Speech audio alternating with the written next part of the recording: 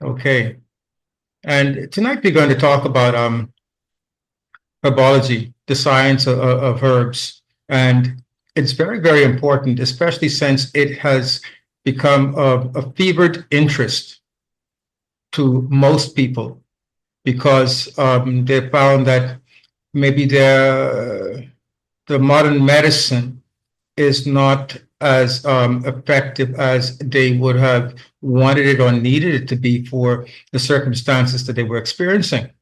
And recognizing that before there was modern medicine that we are accustomed to, there has always been a plant source as medicines, information and knowledge not lost, but um, maybe suppressed and kept at the back, so that all we have in front of us is what are we being told. But many people have actually gone back to what was known as medicine, and that is to the herbs, to the plants. So tonight, to facilitate that growing interest among platform participants and other persons seeking natural health restoration, we want to give just a brief introduction. It is by no way a herbology course. You will get information that is very helpful, information that you can use right away, information that you should actually be aware of when engaging in the preparations of herbs and plants. So with that, I'm just going to I'm going to share my screen now, and I'm going to pull up my PowerPoint, and we will go according to the PowerPoint. I want to welcome everybody who is coming in. I do pray that if you do have a pen, paper, scratch pad handy, it might be good, because some of the information you might want to write down, because we do have a little bonus at the end that you might feel interested in writing down until you can get a copy of the recording. So let's begin. I'm opening up my PowerPoint to the full screen, and here we go. Okay, there we go. Herbs for healing, the science of herbs. Presentation by Rapa Shalom Restoration Ministries International, RSRMI, and the Holistic Health Pavilion, HHP, prepared by yours truly, Alex Ferguson. Oh, here we have from the Word, from the Bible, from the Scriptures, the blessings of herbs. In the book of Tehillim, or Psalm 104:14, the verse reads that our Creator Yahweh, He causes the grass to grow for the cattle and plants for the service of mankind, to bring forth food from the earth. Man is blessed with plants for his service, for our service. And then in the book of Revelation, Hazan, chapter 22, verse 2, it reads concerning the new heavens, the renewed heavens and the renewed earth. In the middle of the street and on either side of the river was the tree of Chai, and that is life, which bore 12 fruits, each tree yielding its fruit every month. And the leaves of the tree were for the healing of the nations. And this is what we're going to dive into tonight. We're going to deal with herbs and leaves. Well, fruits, bark, roots also. All of those are part of the herbology, the study of herbs. As you can see, this beautiful arrangement right here of dried flowers, dried leaves. And these are what has always been referred to as medicine, prior to what we have in the modern pharmacies. This is what was, and very, very effective. Here is the contents of our presentation for this evening. First, we'll do an introduction, and then we'll go into introduction to herbology.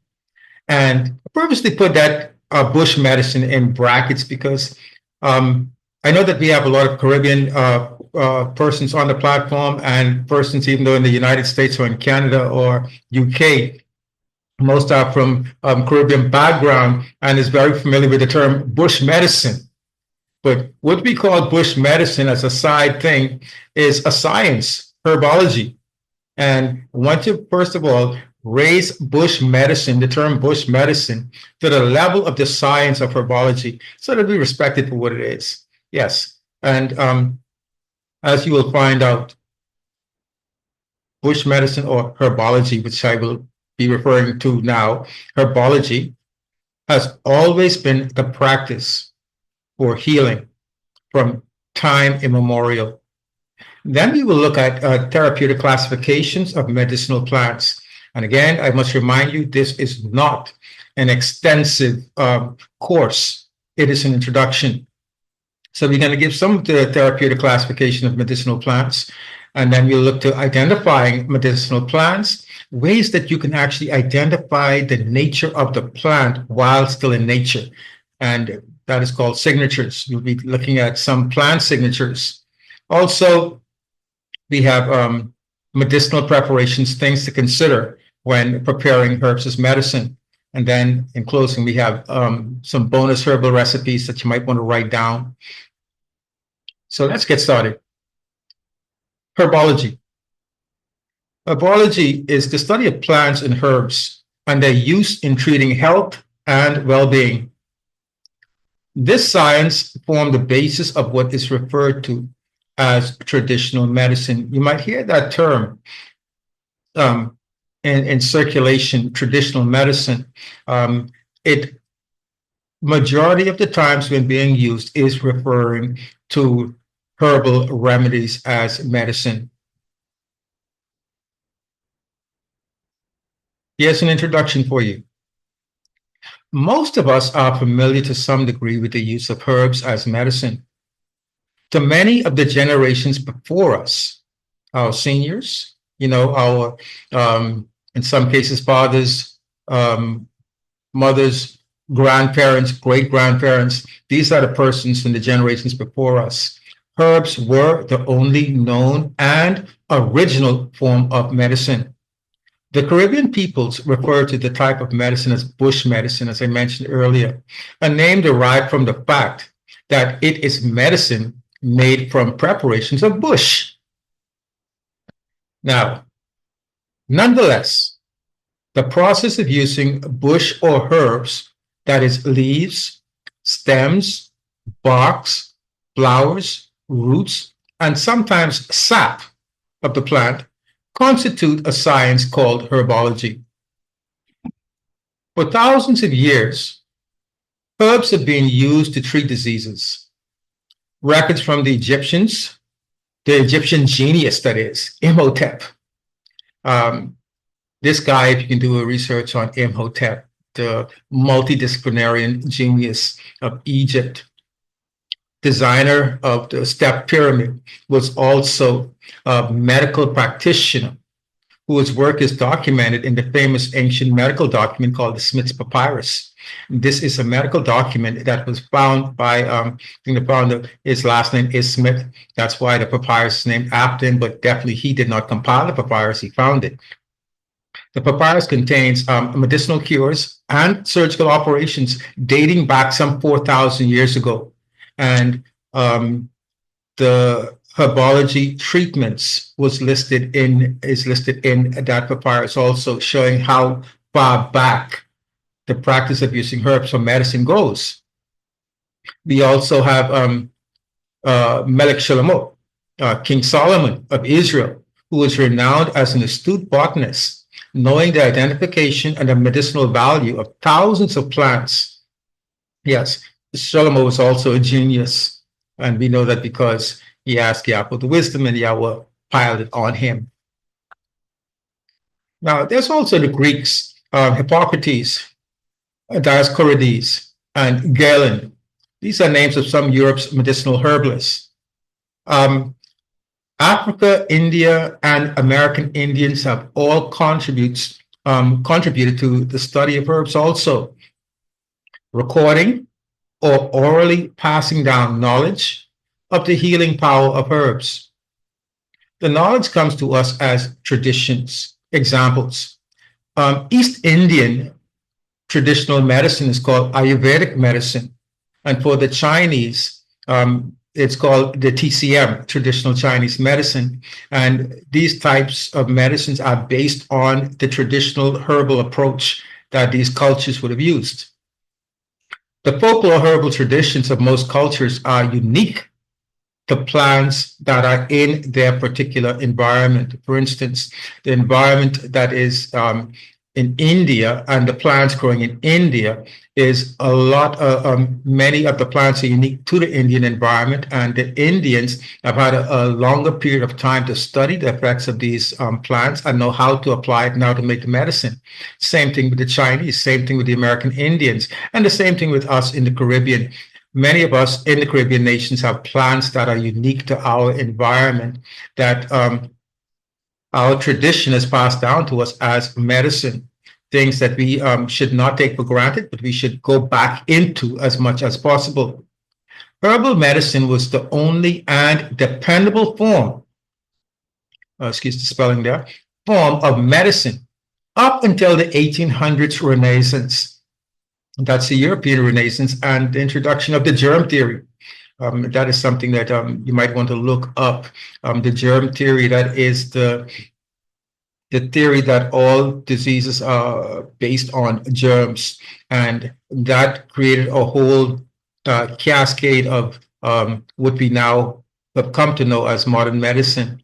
Modern medicine also leapt to the forefront, leaving herbal treatments behind as a result of the discovery of antibiotics, and in combination with the Industrial Revolution of the 19th century.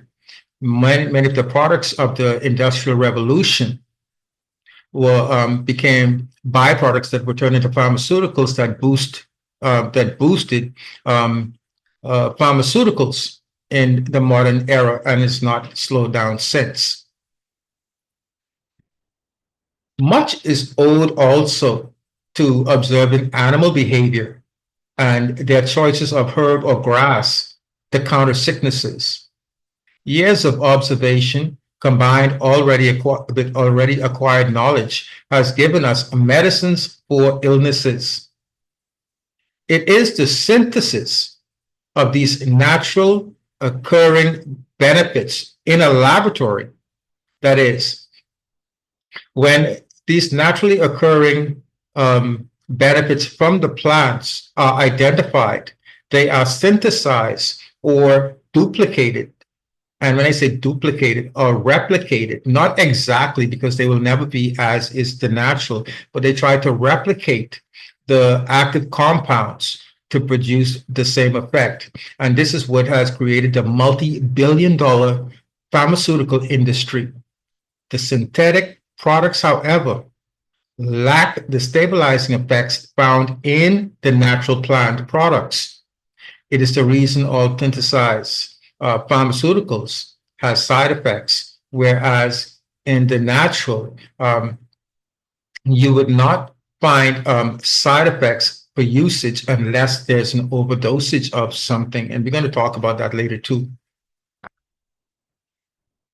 Now, an informed approach for all of the herbalists on the platform, because everyone who has been going out into the yard and picking those leaves and making teas, making their infusions, you might not know, but you've been practicing herbology.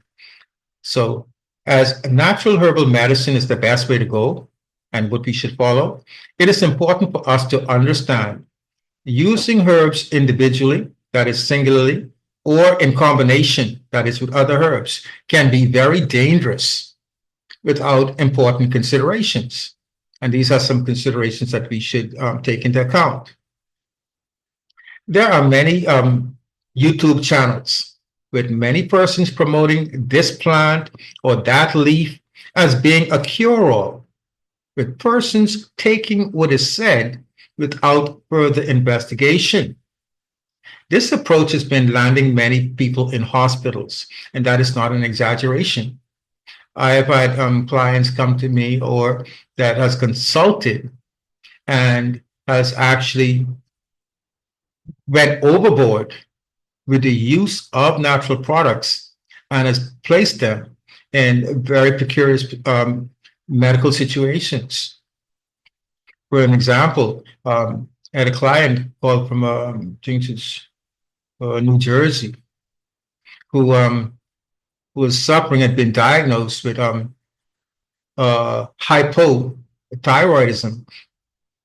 And when consulting, even though she'd done all the tests and that was the diagnosis, when during the consultation, going back in the history just a few months ago, she just let it slip that she had been taking sea moss on a regular daily basis, as much as she could take when she can take it. She was giving her body more iodine than it really needed. And plus, she was actually using other supplements again with iodine. And this actually caused the thyroid gland and the other functional glands in that works along with the thyroid to actually be overworked and burned out. So now the situation is trying to correct that. And that's just from doing too much of something that you know is good. Again, I want to reiterate the fact that this is by no means a lesson in herbology, but rather a promotion of the importance of the informed approach to safely maximize the natural benefits of herbs, being careful while you're getting the most out of the herbs. Now, we move now into the therapeutic classifications. These are the classifications of herbs. They're classified according to their therapeutic use and benefits. To reap the benefit of herbal cures, the therapeutic or medicinal property of plants must be identified. These properties are placed in classifications that we should become familiar with if we're going to be dealing with herbs. Now, though the classification list is very long, I've only taken out a few common classifications just to mention that are coming up in the next slide. The classifications provided are extracted from a more extensive list from one of my course textbooks called the Elementary Treatise in Herbology by Dr. Edward E. Shook. Some of you might be very familiar with him because he's done some very solid work. Here are some things that we need to know. We need to know the named action of the plant, what the plant does, and the terminologies that will be mentioned, terms like astringent, stimulant, sedative. These are the effects that the plant gives. You're taking the plant because you need something that is an astringent, and this plant actually gives the astringency that is required, or you need a stimulant or a sedative, and the plant is a sedative by nature and has compounds that actually help you to relax. So those are some of the terms that go on to the herbs. Then we have, again, concerning the herb, the tissues and the organs that the herbs act upon. For instance, herbs that act on the function of the stomach or the liver or the kidney. These are things to be familiar with also when dealing with herbs. Now, very important also is the part of the plant that you would use, whether it's the flower, the root, the stem, the leaf, or the sap. Now, the best and appropriate form of administration is what we know as dosage. This is very important because many times we get an idea, or we get something from somebody saying this is good for this, and all you do is you boil this and you drink this, and the dosage is guessed at, and that is where a lot of the problems come in, not knowing the correct dosage, because a lot of times too much of a good thing is not really good.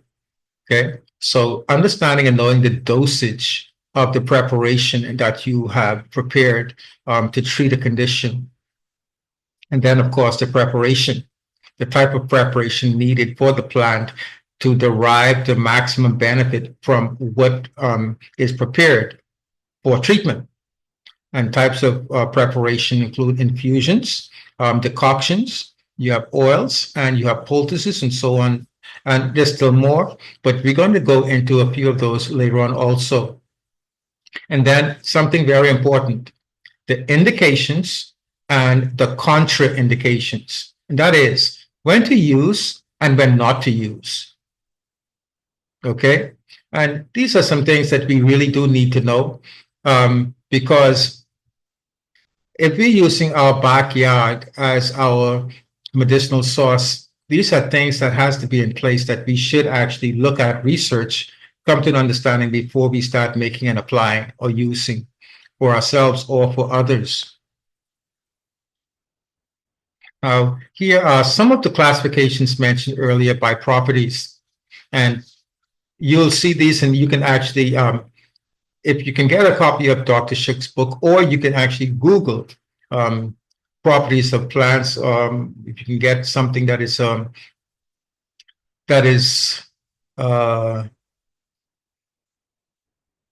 total in its compilation, its complete compilation, or has a large body of the classifications, that would be good to have like a reference point. But if not, pick them up as you go.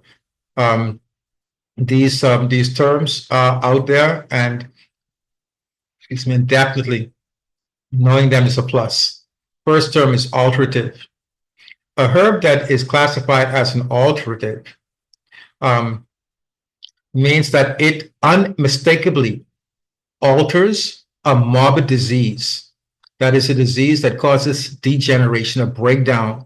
And in addressing or altering the degeneration, it in turns gives the process of regeneration that is moving back to good health. You'll also find that alteratives are antibiotic by nature. Then we have the class called astringents. Astringents are plants that cause the contracted tissues that are relaxed and weak. It tightens it up. Astringents are good for skin, especially for tightening loose skin. It imparts strength and checks hemorrhaging. So an astringent is used also to help with clotting, topically and also internally. Then we have antispasmodics. These are herbs that relieve fits and spasms. There are plants, yes. And the thing is, all of these definitions show you what has been given to us in the herbs and the plants and the leaves for the healing of the nations. And we in the 21st century have only come to know what is prescribed when everything that is needed is right around us, and we just need to look for it to save ourselves, basically. Then we have the classification of bitters. And bitters, by definition, are herbs that stimulate digestion and the flow of gastric juices. That's the benefit. Then we have the carminatives.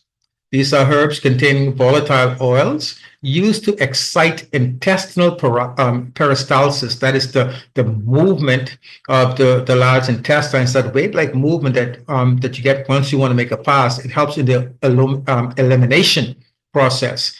It also helps to produce an expulsion of flatulence or gas. So carminatives will definitely help you get rid of gas and flatulence. Some more classifications. And again, what I did was I just went through and I picked out one or two letters from each of the lettering categories in the alphabet, just so that you can become familiar with these. The next is the emmenagogues, and these are herbs which stimulate menstruation in women.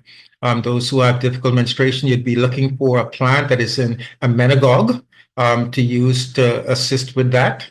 We also have the expectorant. These are herbs which aid in materially expelling mucus from the body. Then we have hypnotics. These are herbs which cause sleep. We have laxatives. And the laxatives are what are called mild purgatives. We have purgatives in three classes or three categories. We do have purgatives, we have mild, and then we have strong. The strong actually creates violence and cramping. The mild is what we want to use, especially to relieve constipation and also to assist with detoxification. Then we have sedatives, herbs which lower functional activity. That means it puts you to sleep. It relaxes you and helps you also to go to sleep, similar to a carminative, but a bit different. Then we have vermifuges. These herbs help to expel intestinal worms. So these terms matching the plants gives us a good idea of what we need and the plan that we need to address the situation. And I want to stop right here. I don't know if anybody's had their hand up so far. If you have, I cannot see it, so I would please ask either our president or vice president just to indicate if somebody does have their hand up and have a question or want to make a statement. I'll definitely pause for it. Now we move on from that category now to classifications to plant signatures. And this you should find very interesting. Plant signatures are natural characteristics of the plant that indicates its medicinal benefit and therapeutic use. Now, listed are a few of the ways to identify a herb's or plant's benefits. You're out in nature, walking in the woods, walking along the beach, or walking in the backyard. The color of a herb's flower gives a lot of indication of the use of that plant as medicine. For instance, plants with yellow flowers indicate that that plant is useful for the liver, gallbladder, and to treat urinary problems. Reddish flowers indicate its use as a blood purifier or an alterative. And we have plants like sorrel and beets that are sorrel or red hibiscus flowers from the hibiscus family. And the beet is red to the bottom and red leaves straight up to the top. Now, the red itself is an indication of blood, and it both of these for sure do aid in purifying the blood and building the blood. Then we have flowers that might appear on a plant that are blue or purple. This indicates that it's a sedative. Nice plant for relaxing, going to sleep. For instance, the purple flowers of the lavender or the purple flowers on the mint indicate that these plants are sedatives. Continuing with the signatures, we look also at the growing conditions. Where the plant is growing helps us to get a good understanding of how it works.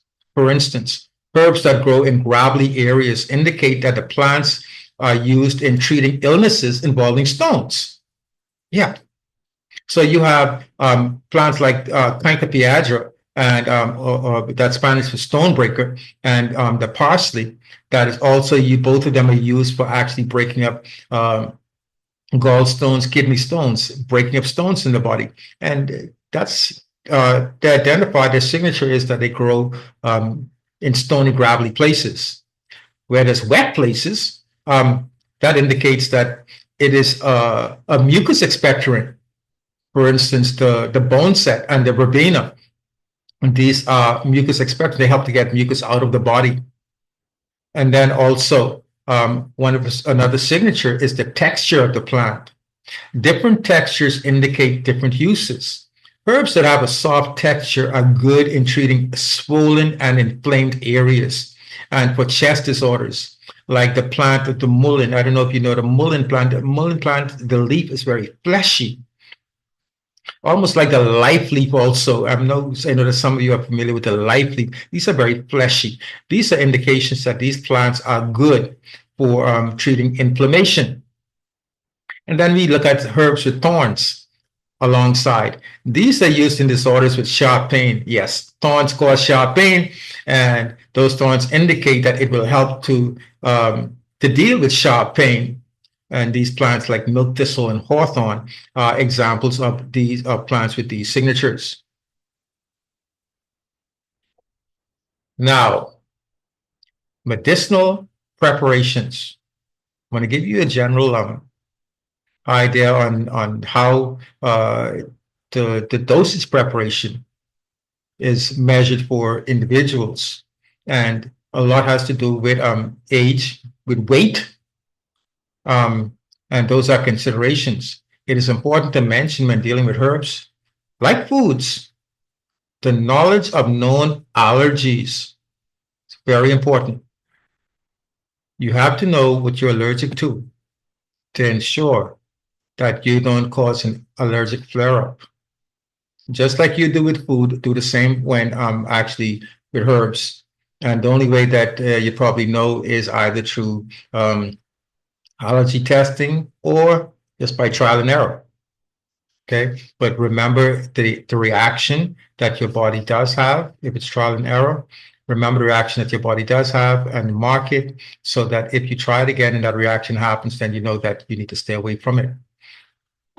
Then also, when administering herb preparations can safely be administered to children. Small children 0 to 5, their dosage would actually be 1/3 the dose of an adult. And children from 5 to 12 and a half years, 5 to 12 years is half the dosage of adults. And again, if the weight of the child, for instance, for 5 to 12, some right now with the problem of obesity, we got some 5 to 12-year-olds weighing as much as adults, then they would have to get an adult size. But when we're talking with 5 to 12, we're talking about that are not suffering from the disease of obesity. And two, even if the adult is on the obese side, then they would need a dosage that is probably higher than for a person who's not suffering that condition. One thing I'd like to share and give a warning about that the only form of honey that you should use in sweetening any plant, and that's if you choose honey for sweetening, should be raw and unpasteurized. Pasteurized honey is damaging. You want to stay far away from that. You also want to ensure that honey in no form should be given to children under the age of 1 year old. Okay. Continuing with preparations. We should not be mistaken, as many people do, and as I referred to earlier, thinking that if a little bit helps, a lot more is better. This is far from the truth. It can only lead to overdosing. Recommended dosage and the frequency, that is how many times a day that you would have to take that dose, is extremely important. We should unlearn it and understand it before we start taking it, and that is the dosage, okay? Along with everything else, of course. We should be aware of these cautions as we prepare herbs. That is, we should ensure that the recipe being used is one that is standard among trained and experienced herbalists. What is being passed down, you'd find there's a majority agreement in the use. You might find subtle differences, for instance, in traditional Chinese medicine and Ayurvedic medicine, and because they're using it, they're finding other benefits for the plant or for the herb, and they're using it in that benefit, and another culture might be using the same herb, but not have tried it for that use. But when information is exchanged, then information is expanded. But you definitely want to, if you're going to take preparation and dosages, you want to take it from trained and experienced herbalists, okay? And taking an introductory course in herbology is a great benefit, especially in the 21st century. You never know when you might not have a hospital available or a medical doctor to go to, and you would have to rely on what is around you. So becoming familiar now with plants and their preparation, their identification is extremely important. Here are a few types of preparations, and I'm giving you these, and I wanted to let you know that the information I'm sharing with you is introductory information for you to take, and then you for yourself study these. For instance, these are preparations. You have tinctures, you have salves, you have capsules, you have syrups, tonics, and teas. Now, when you get a recipe from a trainer or a trained herbalist, they would actually have already for you the amount of what is needed and the recommended dosage. The way it should be prepared, whether it's a tincture, a salve, a capsule, a tonic, decoction, or infusion. And you would actually go from there and just follow the instructions. A decoction is usually used to boil the tougher parts of the plant when the tougher parts of the plants are being used, like the bark or the root or the stem. These normally come in the form of decoctions. They are boiled until it releases the compounds needed to be released that can only be released by the boiling process. Then we have the infusions. The infusions are what we are all very familiar with, and that's making of tea. Only thing many of us, when we're making our infusions, we tend to boil the plant rather than pour the boiling water over the plant. Properly, an infusion is pouring the water, boiling water, over leaves or flowers and allowing it to steep for 10 to 15 minutes, covered, tightly covered without lifting the cover for the strength of what you are seeking to obtain from the plant or the flower. And now we move to the bonus part. And I hope, I do hope that you appreciate the bonus that was prepared for you. It was prepared with the fact that we are moving into the winter season and normally the cold and flu season. So a little bonus, something to help with it. And these are very, very simple things that we can do to help ourselves. So we go straight into our bonus section. A bonus for everyone are the effective recipes that will be provided. Hopefully, this brief introduction to herbology sparks interest in others to gather information on plants and herb in their environment and utilize them for their service and benefit. Okay, this is a combination of elderflowers and mint. Now, I really didn't understand that we had elderflowers and elderberries growing right around here, so I know that it's all over the Caribbean. Normally, I would actually purchase elder leaves and elderflowers when needed, like I do the rest of my herbs that I do not identify around in my local vicinity. But elderflowers and peppermint, these are two plants, two herbs that can be combined for good effect. The elderflowers are classified as an alterative, as a laxative, as a diaphoretic, and a diuretic. Peppermint is antispasmodic and a carminative. So what you have here is a combination of two plants that will give you a good night's sleep. It will actually build up, it'll alleviate constipation, and it will be a mild laxative. It's a diaphoretic and a diuretic. It'll actually help with the urinary tract. But even above that, also included in their classifications they are antimicrobial. That is antibacterial, antifungal, and antibacterial. So this mixture is actually a good cold and flu mixture also. And it has been taken and taken freely. That means that you could drink as much of it as you want. You won't have an overdosing effect. That means you can actually take it when you are sick, or take it for maintenance.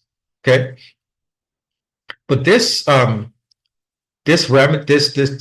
recipe also, the reason why it's good with, for colds and flus, because as a diaphoretic, it makes you sweat.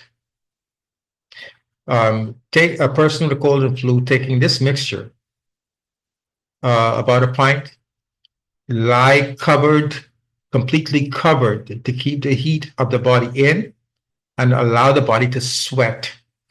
12 hours of that, and a lot of what you're going through would have been alleviated. Okay, here's the recipe. And this is recipe number 1, cold and flu. That's a beautiful mint plant. And it's a combination of the elder flower, not berry, the elder flower and peppermint. 1 ounce of dried elderflowers, 1 ounce of dried peppermint leaves. Combine herbs in a saucepan, pour in 1.5 pints of boiling water over it. Cover and allow it to sit for 15 minutes without lifting the lid. Lifting the lid actually causes some of the strength to escape. You want to keep it all in there, that heat. After that, you can sweeten with our unpasteurized honey. Adults should drink 1 pint hot. Children, 1/2 cup to 1 cup. Lie in bed, covered, allowing perspiration for up to 12 hours.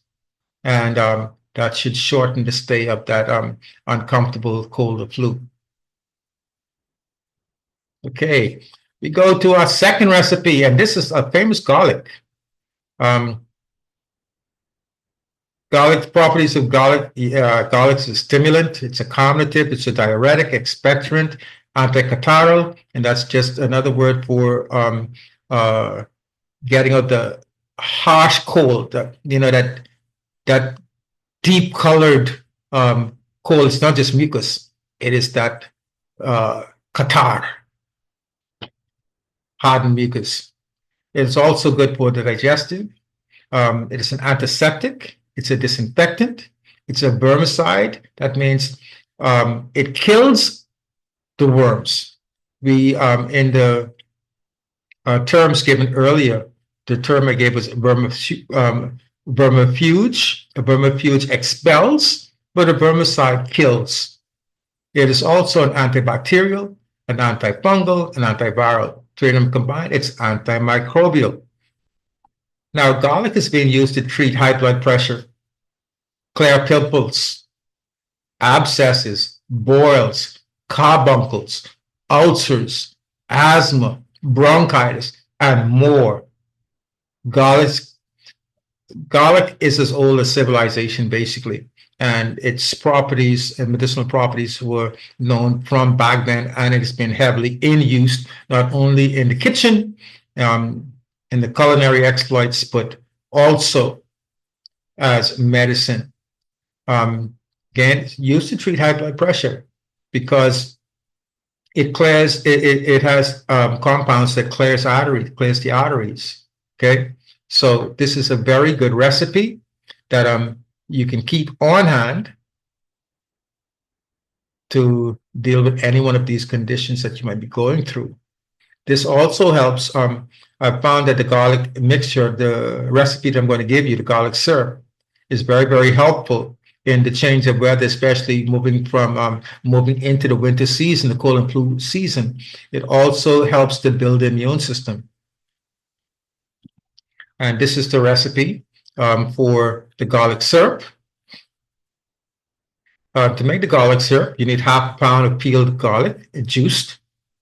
And I normally use my peeled garlic in a NutriBullet so that I get everything out of it. Adding water to the NutriBullet, and you get some very potent garlic juice.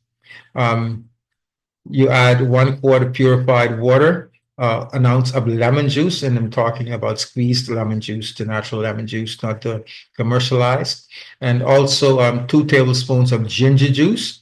And this you can actually extract through NutriBullet or something else, but you want to include that with 3 tablespoons of raw honey, that unpasteurized honey. And what I found too is that a lot of people are being helped by adding cayenne to this mixture.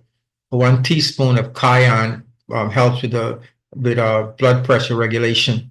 So that's an option that you could put in. It's always good for the cayenne pepper. Okay. You would combine all of this, shake well, and if you put in the cayenne pepper, I would suggest you start with a very, very small dosage, like maybe 1/2 teaspoon, and see the reaction on the stomach, because that's a very potent mixture here. And you'd find that once you have started taking it, though, even though you started in small doses, that after a few days, you'll be able to increase the dosage because your body is more acceptant and receptive to it. And you would find a lot of the things that were mentioned in the last slide going on. Your skin clearing up, you're getting out excess mucus. A lot of the stomach disorders that you might have had is being corrected. And these are just some of the things that would occur just from this same garlic syrup. When giving it to children, what I'd suggest you do is put it in water or in juice and give it to them. They will still be getting the benefit, but they will not have that concentrated syrup going into the stomach. That's recommend for adults. Now, we go to our third, the cerasee. Yes, the cerasee plant. We grew up tearing cerasee off the fence, knowing what it was, but just seeing it as a very invasive weed. But now, cerasee is precious. Before I actually knew that the cerasee was the bitter melon, I actually used to purchase bitter melon when bitter melon was all around the house. Those little bulbs that grow on the cerasee are called bitter melon or bitter gourd. And they are known in Ayurvedic medicine as a natural, it lowers blood sugar naturally. Yes, it's like a natural insulin, the bitter gourd. And that's one part of the plant. That is the fruit, the bitter melon, that is used for specifically for that. And normally it's just to cut it up and wash it, cut it up, juice it, drink the juice to sweeten it, but drink the juice. If it's low blood sugar, then don't sweeten it. Don't sweeten it. Just drink the juice and you'll see the difference. Okay. But the recipe here is for making the infusion of the cerasee. And here's a warning that many might not know. Cerasee should not be taken daily. There is a contraindication for consistent and prolonged use of drinking cerasee. Cerasee should be drunken not every day, every 2 or 3 days, something like that. Okay, so we want to know our herbs, we want to know how it benefits us, and we want to know how much we should take and how often we should take it. Many of you might have your own remedies for cerasee. And this is the cerasee plant. Don't have a gourd on it or a bitter melon on it, but those of you who have seen this plant have seen the gourd or the bitter melon on it, and that's a fruit that you would actually cut up, or as the Indians do, cook it. They cut up and put it in everything, still get the benefit. But with the cerasee, the infusion, I have a couple of washed cerasee leaves with 1.5 pints of boiling purified water poured over it. Cover over the leaves, leave covered for 15 minutes, sweeten with honey, and you've got your cerasee tea. Okay, and those are your 3 bonuses for tonight. I do hope that they do benefit you, and must give acknowledgement to those who provided the information for me in my bibliography. That is Dr. Edward Shook in his book, Elementary Treatise in Herbology, and also Master Herbalist Jude Williams in a book, Jude's Herbal Home Remedies, Natural Health, Beauty, and Home Care Secrets. Okay, at this point, comments, questions, and discussion. And by the way, this is from being presented by the Holistic Health Pavilion in conjunction with the Rapid Shalom Restoration Ministries International. You can reach us here at 242-816-5475 or email at hhpnatural@gmail.com. Okay. Now, that being said and that being completed, I would like to turn this back over to our president, Dr. Carty, so that we can entertain any comments or questions concerning our. Toda, thank you very much, Queen Area. Very interesting presentation, informative, and I'm sure there may be some questions. So we would want to allow individuals to raise your hand, ask questions, make comments. And just before you do that, however, I want to acknowledge one very special person. You'll see her name, Islin. And the reason I want to acknowledge her is because Islin lives all the way in England. They are 4 hours ahead of us. And she has decided to stay up, stay awake to share in this presentation. So I just want to acknowledge you and give you a shout out, Islin. Thank you very much for your commitment to good health. Praise you.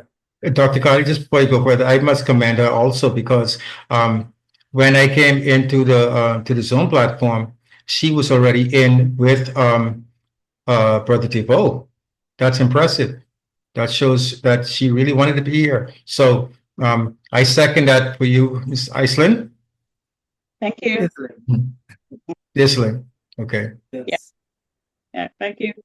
You're welcome. You're welcome. Any questions, comments? Yes, I see Emma Vick with a hand up. Yes, Emma Vick, go right ahead. Okay, I have a question on ginger and garlic, which I use a lot of garlic. And a couple of my kids have told me that it can be dangerous to overuse garlic. I do eat a lot of garlic. I just like it. Mhm.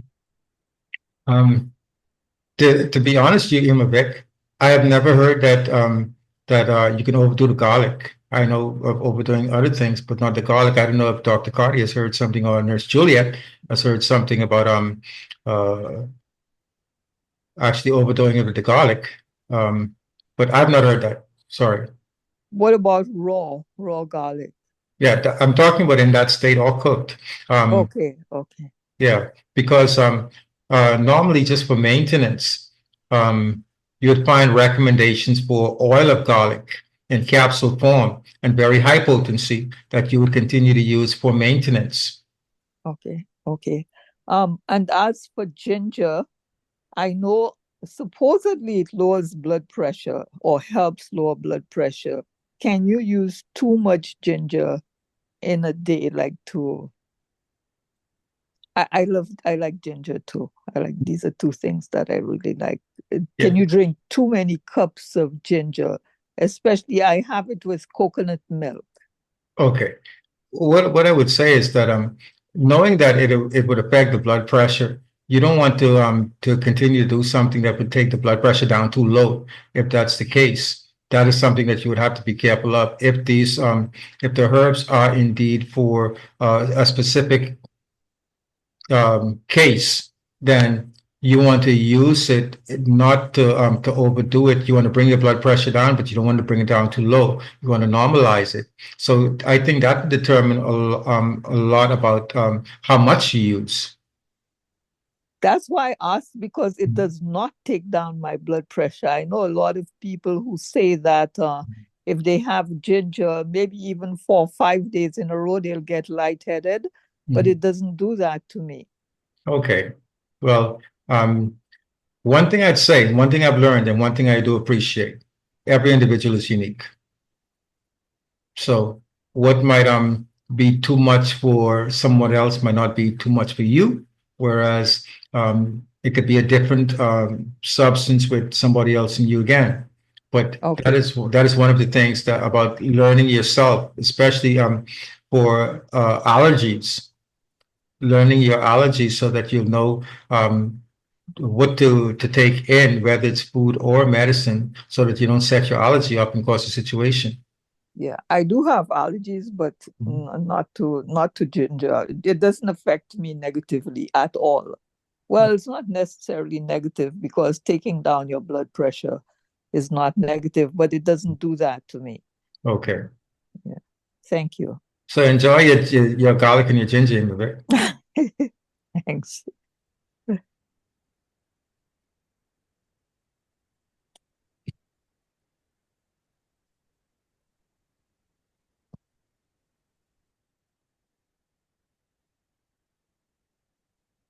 Any other question, comments? Hi, good night. Good night. Go right ahead. As I'm letting the lady go ahead.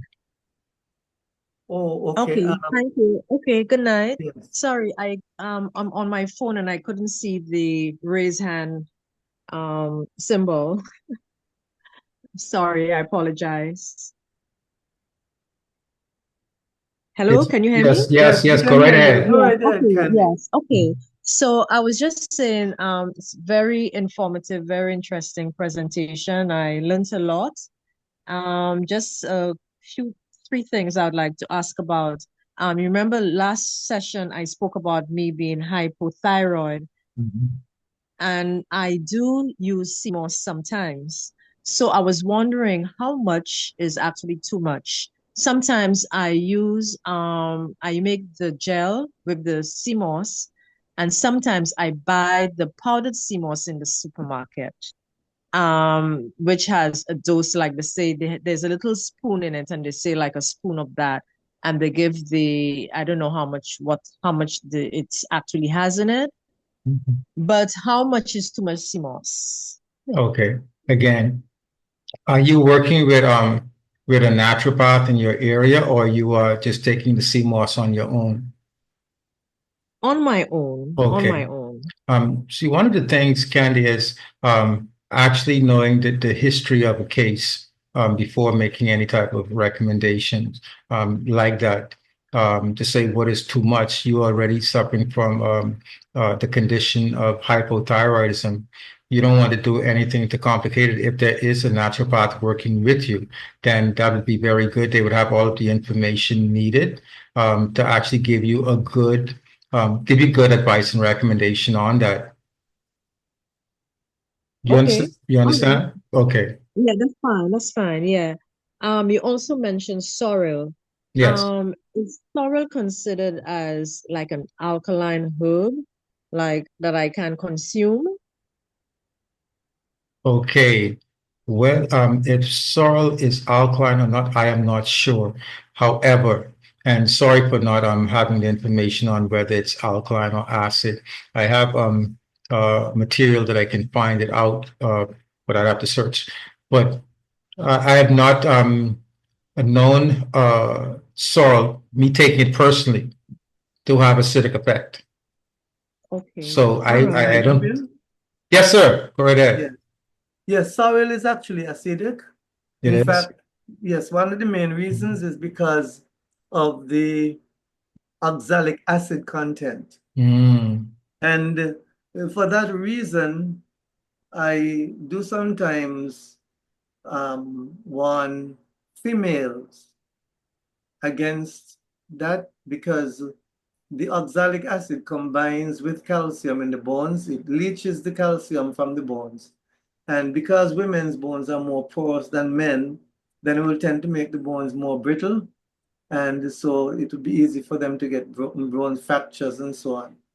Okay, that's one of the problems with it. Another problem is that oxalic acid is actually one of the methylxanthines found in, similar to what is found in cocoa. Cocoa has 5 methylxanthines: theophylline, theobromine, oxalic acid, caffeine, and tannin. And so, that is one of those methylxanthines that you don't really want too much of it in your system. Now, does that mean I do not drink sorrel? No, I drink sorrel, but most of the times only once per year, and that's around Christmas time, when when sorrel is in swing. And as a male, I would drink it without any reservation as far as my skeletal system is concerned, simply because my bones are more dense. There's much more calcium, so I wouldn't have that kind of problem as a female would have, drinking large amounts of sorrel. So I hope that helps to answer your question, Candy. And there is the other question concerning, I think it was Emma Victoria was asking about whether you can use a herb in excess. Now, there are categories of herbs, as Mr. Ferguson mentioned a while ago, but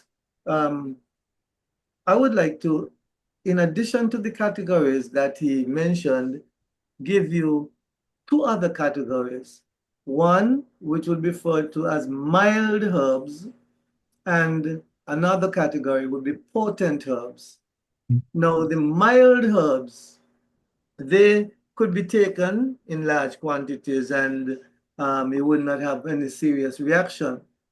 And when we say mild herbs, examples would be like the herbs found in your garden: mint, lemongrass, basil, lemon balm, and so forth. These are mild herbs. But then the more potent herbs will cause toxic reactions if they are taken in large quantities. And these are usually the herbs that are much more associated with therapeutics than the mild herbs, such as poke, lobelia, golden seal. Some people would have heard about golden seal as an antibiotic, horsetail, black cohosh, mandrake. So these are some of the more potent herbs, and especially the bitter tasting herbs. Once it tastes bitter, it is fairly potent. For example, the neem and the same cerise, which Cohen mentioned, we refer to it here in St. Kitts as lizard food, or the bitter gourd, right? We have a smaller version of that, but the leaves are also bitter, and so they could be fairly toxic if used in large amounts. So those are the things that you would need to watch as far as toxicity and using too much is concerned. Okay, thanks. And just two little things again. Lemongrass, is lemongrass good for me with my acidic thing? I can drink it as a tea. Yes, most herbs can be used without any adverse effects. I understand your condition, but the garden herbs, you wouldn't have any much problems with Okay, those. Cohen, would you thank agree? you. Yeah, with the lemongrass, I would actually check for the same reason as the oxalic acid in the sorrel, because the lemongrass does have a little type of when I take it, I can feel a degree of acid. I don't know how high it is, but with the lemongrass that she asked for, I know that when I drink too much of it, it does have like I've taken in too much acid in my body. So again, with most of the herbs that you're preparing, if we actually follow a recipe that has already been passed down, one that has already been proven, and also the frequency, then our wondering whether this will affect us this way or that way could be alleviated, and that is something that maybe we should take upon ourselves, those who are practitioners, to actually to help a lot of persons who are searching their way back to natural cures, and finding out those questions like that is the acid alkaline level of the plants and their effects. But a lot of these, Sister Candy, a lot of these things are discovered from usage. And if you are using the lemongrass and it causes a heartburn or some type of adverse reaction by drinking it, then uh, whether it's acid or not, it's something that is discomforting to you, so you wouldn't take it. Okay, thank you. And the last, how expiration of herbs. I've had some dry herbs from COVID. Would they still be good, or they would not be good anymore? Is there an expiration date? Did you purchase these herbs or you dry them yourself? No, I purchased them. Yes, there should be an expiration date on your package. Normally comes with an expiration date.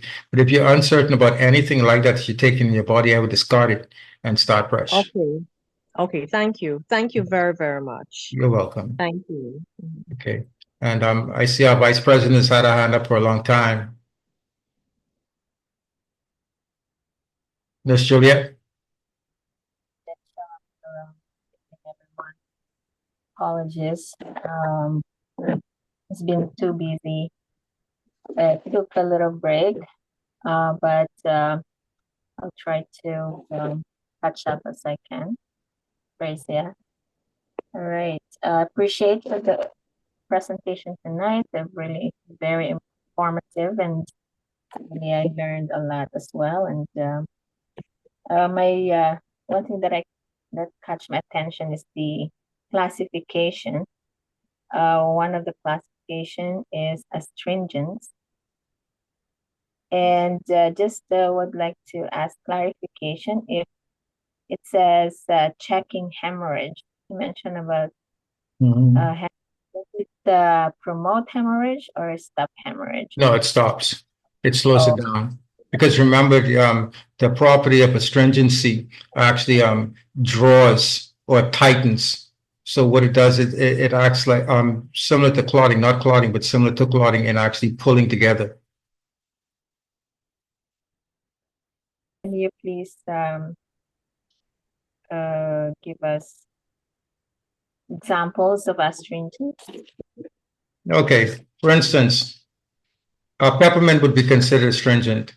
And what it does is if you put it on if you drink it in or if you put it on your body as an astringent substance, it will actually tighten your skin, tighten your pores. If you have that effect, then you know you're dealing with an astringent agent.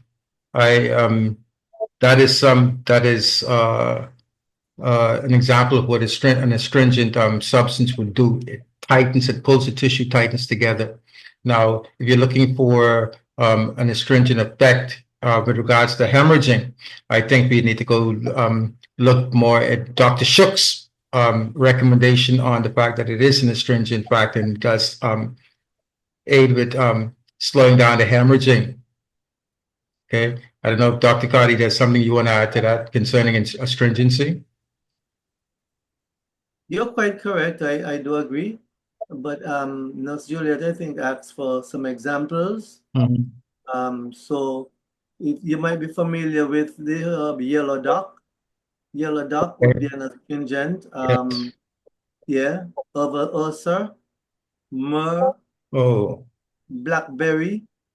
These are all astringents. Okay. I think witch hazel as well, that might be a common one. Yes, witch hazel is definitely an astringent one. Right, so those are astringents. And also thyme. Get some more. As a matter of fact, I've opened my herbology book here. And we have thyme, nettle, plantain, sweet basil, got hyssop, borage. Cinnamon is also considered astringent. Comfrey, calendula, sage, and you know that sage definitely is, as it acts on skin issues, skin eruptions. Rosemary, eyebright, white yarrow, and willow bark, and as we mentioned already, garlic. And there's a list of others. Okay, so would that mean like it's topical in preparation? It could be topical in preparation. For instance, with the sage, you can drink the sage as well as you can actually. Depends on what is being addressed. If it's a skin issue, then definitely it would be topical. You'd make a topical preparation for the skin. If it's something that utilizes the property of the plant internally, then definitely it would be an infusion or a decoction. Okay, thank you. I'm just the first thing that comes into mind is if you have like a menstrual period or heavy bleeding for some reason, that would, if it would be like these herbs would be beneficial to drink to lessen or shorten the bleeding. Okay. I've come across nurse. I've come across a recipe that uses more than just one herb, multiple herbs, that actually helps to address heavy menstruation. So it's more like a combination recipe rather than just one herb. I know that there are some herbs that are recommended that would help, like red raspberry leaves, that help alleviate PMS and crampings. But I know that that would be one of the plants used in addressing heavy bleeding. Okay, so I believe there would be a few or one or two would be affected to this, including me. So I would love to hear or Okay. or But I could, yeah, like I said, I came across a recipe with multiple herbs, and I definitely can get that recipe out, and it has the preparation and the dosages and the benefits. Okay, thank you. You're welcome.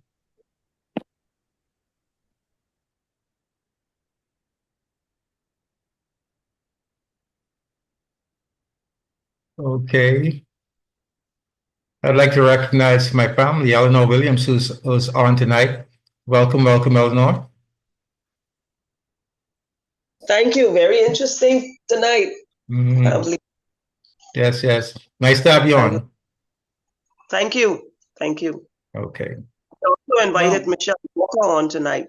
I don't know if you see that. Who's Sorry. that? I invited Michelle Walker. Oh, okay. Former client. Hi, Michelle. Nice to have you on. Michelle was on earlier. Hello, I'm here. From Yes, nice Customs. to be on. She saw you before, Alex, at your clinic. Yes, I know. I know. That's why I said former client. I see it there. Hi, Michelle. Yes. Yes. Glad for you to be Wow. I have to admit that name Eleanor Williams had me in a bit of a quandary, because I was actually wondering if it's my cousin in Georgia. 'Cause, Okay. I was going to ask later toward the end, but now it's clarified. So it's not my Eleanor Williams cousin. You're right. It's mine. But good to know you as well, Eleanor Williams from Bahamas. Thank you. Right, good. And where are you from? I'm from St. Kitts. I live in St. Kitts. My Oh, cousin Eleanor, to she visit lives in Georgia in the US. Okay. I hope the visit's in Kitts. Yeah. Yeah, beautiful country. Yes, it is. Even though I've not been this yet. We also have our treasurer for Rapper Shalom Restoration Ministries on, Dr. Levi Webb. Nice to see him also.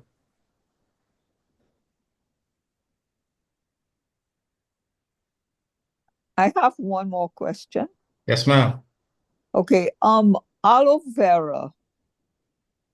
How much of aloe vera can be taken, like in a shake or something mixed with other things? Because it's really bitter. Yes. Dr. Cardi mentioned about the bitter herbs, and I know and he talked about mild and potent. Aloe vera is in the class of what is called a purgative. That means that it is very potent in that it causes extreme reactions. You'd really have to monitor the amount that you're taking in. Yeah, but can you just give me a clue? Like, I know somebody told me that it's sold in Massachusetts in chunks in certain drinks, like chunky bits of aloe vera, but I don't know. You know how it comes in those thick leaves? Yes. I don't know how much of a piece to take that to make a shake. Well, not just aloe vera, but mixed in with other things, like 2 inches, 4 inches. I don't know. Just Okay. For the aloe vera, you would have to understand something.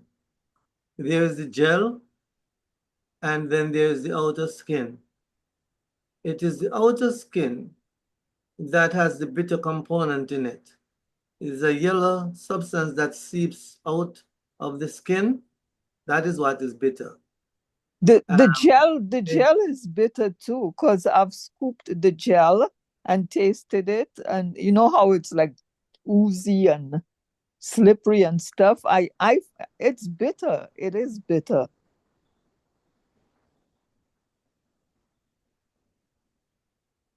So nobody really uses aloe vera, so nobody knows. No, use I was giving you an explanation, and you interrupted, so I was just waiting for you to finish. Well, you What I could go was ahead. saying, thank you. You see, sometimes in cutting, this, because it's a stem, or no, it's a leaf, but it's very thick because of the gel. And in cutting, you can your knife can spread the bitter component across the gel itself. If it is not properly peeled, you can also have that mixing with the gel. But once you peel it properly, you'll have just the gel almost tasteless. And that is what you'd use in your smoothies. But yes, I do understand that bitter component that is used mainly for antibacterial, antifungal purposes, also helping with liver problems, for example, hepatitis of the liver. So it's very useful in things like that. But for an amount, if you let us say you take about maybe a tablespoonful or 2 tablespoonfuls, then 1 to 2 tablespoonfuls in a smoothie would be quite okay. But how often can you use aloe vera? Well, you can use it probably 3 times daily in your juice. 3 times per day? That's okay? Yeah, you can use it up. You can use it up to 3 times per day. Oh, okay. You're asking about the dosage. Yes. Right. Yes. So, and I'm talking about the gel because this is what people would use in the Yes. smoothies. You would not use the bitter component. No. Okay. But that bitter component is very effective in healing wounds as well. Eh? For example, you take that skin and you just heat it and apply it to the wound, and you'll be surprised at how it just heals that wound. Yeah, I got a That's steam from burn. aloe vera medicine. Hello? I got a steam burn once, and the Filipino lady told me to put a piece of aloe vera on it, and the Yes. next morning, I don't want to exaggerate, it was just about gone. Yes. Right. It's very good in the treatment of burns Yes. and other injuries, bruises, and so on. Yeah, very good. Thank you. And while you were asking, and I was trying to find a safe dosage of aloe vera, but I have not come across anything. However, I want to just warn you about the laxative effect. It is classified as a purgative, and taking that too much is not good. But as Dr. Cardi pointed out, that bitter compound is in the skin, in the yellow substance. Yes. But in the gel, I would suspect that there's still some level of laxative activity going on inside the gel. Now, when we're taking herbs like that and we're taking it on a daily basis, we should be taking it for a reason. So make sure that the reason why you're taking it is not just that you want a lot of good stuff in a shake, but that you're taking it to actually address something or to maintain something. As for the purgative effect, Mm-hmm. I might have to eat the forest. No, honestly, that wouldn't bother me. That would not bother me. Could I share something else here? Yes. About gel, especially for the ladies who might be interested. Would you believe sometimes I take the gel and just rub it on my face, hands, chest in the night, let it dry, and then go to sleep. Why? Because, believe it or not, the gel is used for maintaining beauty. So, and even though I'm not female, I take great pleasure in caring for my skin. Right? It counteracts wrinkles, and it's also very good for female hormone regulation. But for the beauty and the wrinkles, ladies, you don't have to buy those expensive chemical products that have all kind of toxins in them. Just get some of that gel, prepare it probably like a little bit of a liquid, blend it, and then just wash your face with it, wash your hands, your skin, and just let it dry, and you go to sleep. It's not like sleeping in honey, so no ants would follow you. and you'd be surprised. You'd be surprised how your skin looks after a few days of that. I do the same thing with watermelon skin. When I eat watermelons, don't throw away the skin. Take the white part of the skin, pulverize it, make it into something like a liquid. Wash my hands, my face, my chest, and so on with it. In the night, just before I go to bed, let that dry. And that feeds the skin. Remember, fruits, the skin for fruits, very good for your skin, right? This are, again, similarities between herbs and the body, okay? So just thought of sharing those 2 tips with the ladies. Okay. Excellent discussion, though. Just let me see this evening. Okay. Eleanor Okay. has her hand up. Yes. I think, Imaji, that's an old hand now, right? Yes. Right. You said that we could go sleep with the aloe on the face, right? Yeah, Oh, okay, okay. I do that Another, at times. uh-huh. You ladies, excuse me, y'all usually put something on your face. I don't, what is it called?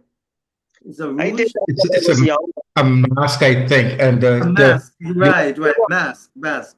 Sometimes, yes, sometimes in the beauty shops and so on, they'll put a mask on, and then after a while you can take it off. But you can, okay, let us say you apply it in the afternoon. You might want to wash it off when you're ready to go to bed. better. But for me, I like the idea of giving it time to feed the skin, Mhm. you see, so that if you apply it half an hour to an hour before bedtime, it dries on the skin, and that's cool. And Just slice it down, add it with water, and mix it first with your hand, with the water. You don't have to mix it with water because it's a gel. You Just can slice just it put down it in a and put it on the blender and make it into a liquid. You don't have to add water to it. So I can just slice it and just put it on the face. Yeah, you can put it Oh, on your face, rub your hands with it because your skin on your hands is exposed as well, right? Mhm. Yeah, Okay.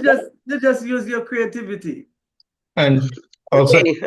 and Eleanor, Yeah. what you'll find is that once you put it on, you don't have to add water in it, like Dr. Cardi said. You use it just like that, pulverized or juiced, and you put it on. It will dry. It will dry tight like a mask on your face. It closes up your pores and everything. You have to allow it to dry. I think, Dr. Cardi, you do allow yours to dry before you go to sleep, right? Yes, Yeah. yes. You'd just allow it to dry. You wear it like a mask. And it dries Okay. very quickly, especially in the Caribbean, the temperature is warm, dries very quickly. And the same thing I do with the watermelon skin.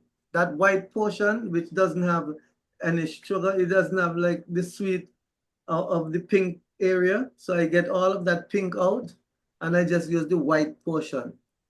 Just turn that into a liquid and wash my hands, my face, my chest, my shoulders, my upper body, and just let it That's a dry. bath. It That's a dries in bath. about, That's it a dries in bath. about, no, yeah, but it dries in about 10, 15 minutes.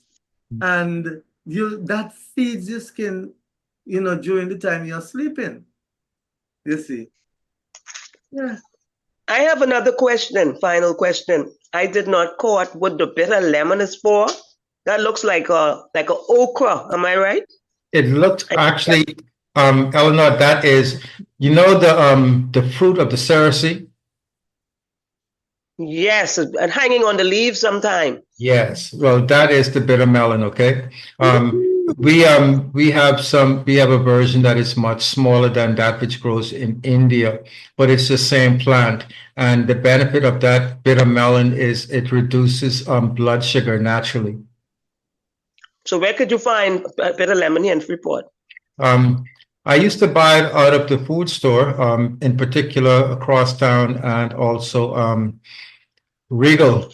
But since recognizing that it is the same plant that we have growing on the fences, I just picked the bitter melon off the fence. That's just a, that's just, Cut it up, put it in hot water, um, and drink. what I do is cut up and juice it. and also in India, they actually prepare a dish of it. You can cut it up and actually cook with it also. Okay. Mhm. Okay, thank you. Okay, you're welcome. You're welcome. And Dr. Cardi, I think we've gone over our time, Yes. so I want to stop recording here.